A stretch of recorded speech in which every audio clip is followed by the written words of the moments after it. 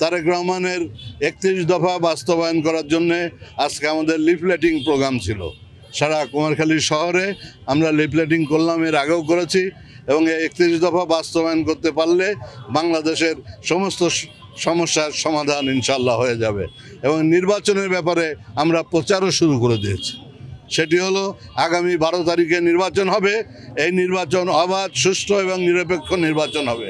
এই নির্বাচনে যারা বিরোধিতা করবে, যারা ষড়যন্ত্র করবে, তাদের দাঁত ভাঙা জবাব আমরা ইনশাআল্লাহ দেব, তারুণ্যের সমস্ত তরুণকে সাথে নিয়ে। কারণ এবার ৪ কোটি নতুন তরুণ ভোটার আছে, আপনারা সেটা খেয়াল রাখবেন।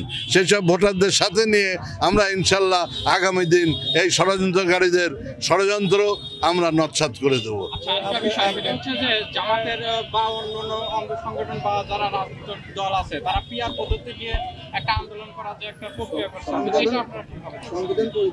আমরা উই বিলিভ ইন সংবিধান, কনস্টিটিউশন।